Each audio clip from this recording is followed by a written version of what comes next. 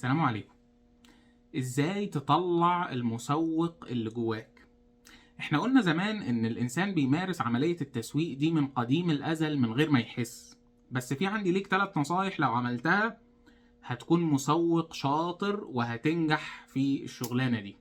اول حاجة، لازم تكون بتتواصل مع الناس وقريب منهم. المسوق ما ينفعش ينعزل، لان انت وظيفتك انك تقدم حاجة للناس تعجبهم. فلو انت مش بتتكلم مع الناس عمرك ما هتفهمهم، فبالتالي عمرك ما هتقدم لهم فكرة تعجبهم. تاني حاجة، الراجل بتاع التسويق لازم يكون عميق، ولازم يكون منظم وهادي، ما بينظرش بنظرة سطحية للأمور، لأن زي ما احنا قلنا انت لازم تفهم احتياجات الناس كويس. فلو انت راجل عشوائي او بتبص للأمور بسطحية عمرك ما هتقدر تفهم الناس بشكل عميق، فبالتالي تخاطب فيهم مشاعرهم، فبالتالي لما تعمل حملة تسويقية حملتك تنجح.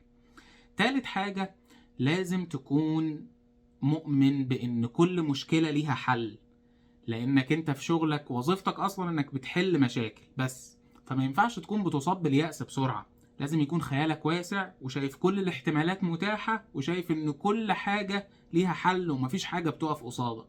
لو توفر عندك ال3 حاجات دي تأكد انك هتكون مسوق اكتر من ممتاز. سلام عليكم.